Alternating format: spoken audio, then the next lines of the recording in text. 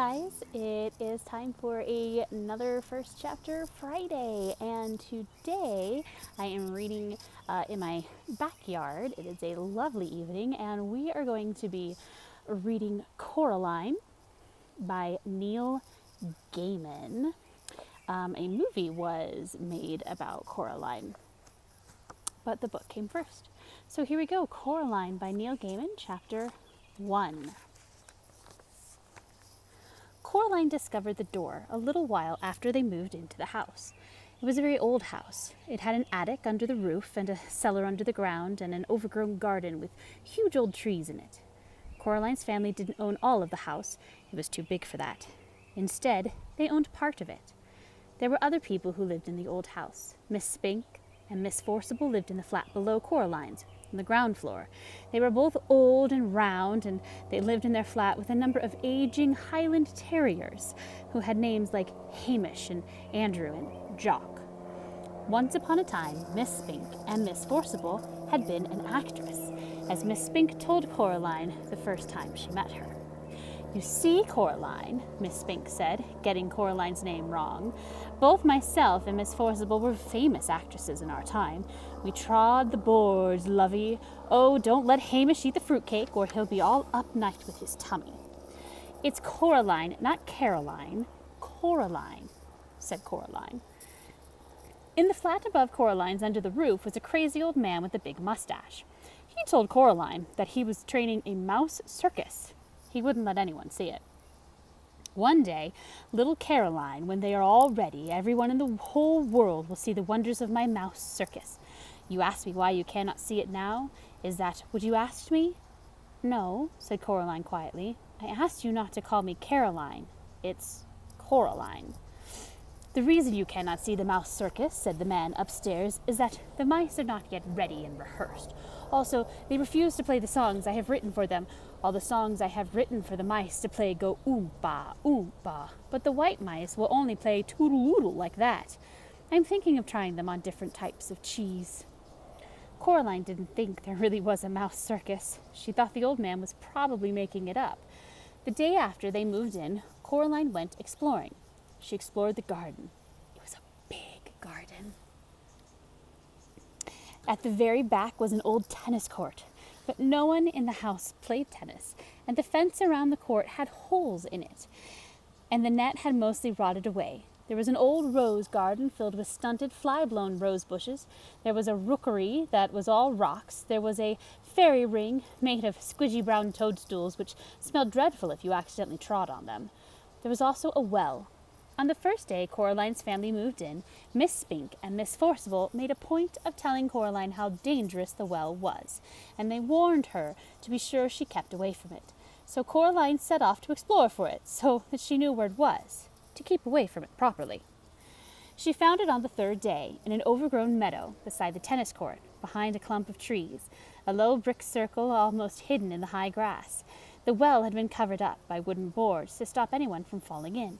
There was a small knothole in one of the boards, and Coraline spent an afternoon dropping pebbles and acorns through the hole and waiting and counting until she heard the plop as they hit the water far below.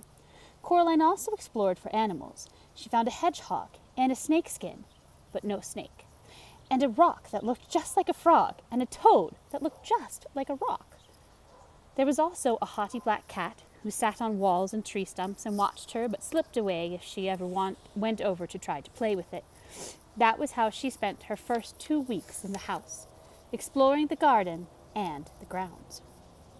Her mother made her come back inside for dinner and for lunch, and Coraline had to make sure she dressed up warm before she went out, for it was a very cold summer that year. But go out she did, exploring every day until the day it rained, when Coraline had to stay inside. "What should I do?" asked Coraline. "Read a book," said her mother. "Watch a video, play with your toys, go and pester Miss Spink and Miss Forcible or the crazy old man upstairs." "No," said Coraline. "I don't want to do those things. I want to explore." "I don't really mind what you do," said Coraline's mother, "as long as you don't make a mess." Coraline went over to the window and watched the rain come down. It wasn't the kind of rain you could go out in. It was the other kind, the kind that threw itself down from the sky and splashed wherever it landed. It was rain that meant business, and currently its business was turning the garden into a muddy, wet soup. Coraline had watched all the videos. She was bored with her toys, and she'd read all her books. She turned on the television. She went from channel to channel, but there was nothing on but men in suits talking about the stock market and talk shows. Eventually, she found something to watch. It was the last half of a natural history program about something called protective coloration. She watched animals, birds, and insects which disguised themselves as leaves or twigs or other animals to escape from things that could hurt them. She enjoyed it, but it ended too soon and was followed by a program about a cake factory. It was time to talk to her father. Coraline's father was home. Both of her parents worked, doing things on computers, which meant that they were home a lot of the time. Each of them had their own study. "Hello, Coraline," he said when she came in without turning around. Said Coraline. "It's raining." "Yup," said her father. "It's bucketing down." "No," said Coraline. "It's just raining. Can I go outside?" "What does your mother say?" "She says you're not going out in weather like that, Coraline Jones." "Then no." "But I want to carry on exploring." "Then explore the flat," suggested her father. "Look, here's a piece of paper and pen. Count all the doors and windows. List everything blue. Mount an expedition to discover the hot water tank and leave me alone to work." "Can I go into the drawing room?" The drawing room was where the Joneses kept the expensive furniture. Coraline's grandmother had left them when she died. Coraline wasn't allowed in there. Nobody went in there. If you don't make a mess and you don't touch anything. Coraline considered this carefully, then she took the paper and pen and went off to explore the inside of the flat. She discovered the hot water tank. It was in a cupboard in the kitchen. She counted everything blue. 153. She counted the windows. 21. She counted the doors. 14. Of the doors that she found, 13 opened and closed. The other, the big carved brown wooden door at the far end of the drawing room, was locked. She said to her mother, "Where does that door go?" "Nowhere, dear." "It has to go somewhere." Her mother shook her head. "Look," she told Coraline. She reached up and took a string of keys from the top of the kitchen door frame. She sorted through them carefully and selected the oldest, biggest, blackest, rustiest key, then went into the drawing room. She unlocked the door with the key. The door swung open. Her mother was right. The door didn't go anywhere. It opened into a brick wall. "When this place was just one house," said Coraline's mother, "that door went somewhere. When they turned the house into flats, they simply bricked it up. The other side is the empty flat on the other side of the house, the one that's still for sale." She shut the door and put the string of keys back on top of the kitchen door frame. "You didn't lock it," said Coraline. Her mother shrugged. "Why should I lock it?" she asked. "It doesn't go anywhere." Coraline didn't say anything. It was nearly dark outside now, and the rain was still coming down, pattering against the windows and blurring the lights of the cars and the streets outside. Coraline's father stopped working and made them all dinner. Coraline was disgusted. "Daddy," she said, "you've made a recipe again." "It's leek and potato stew with a tarragon garnish and melted Gruyere cheese," he admitted. Coraline sighed. Then she went to the freezer and got out some microwave chips and a microwave mini pizza. "You know I don't like recipes," she told her father. Well, her dinner went around and around, and the little red numbers in the microwave oven counted down to 0. "If you tried it, maybe you'd like it," said Coraline's father, but she shook her head. That night, Coraline lay awake in her bed. The rain had stopped, and she was almost asleep when something went tsk-tsk-tsk-tsk-tsk. She sat up in bed. Something went creak. Coraline got out of bed and looked down the hall, but saw nothing strange. She walked down the hall. From her parents' bedroom came a low snoring. That was her father, and an occasional sleeping mutter. That was her mother. Coraline wondered if she dreamed it, whatever it was. But something moved. It was little more than a shadow, and it scuttled down the darkened hall fast, like a little patch of night.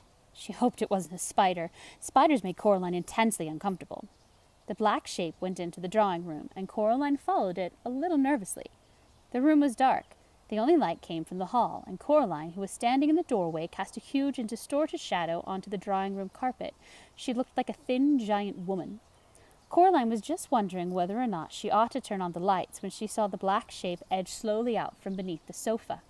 It paused, and then dashed silently across the carpet toward the farthest corner of the room.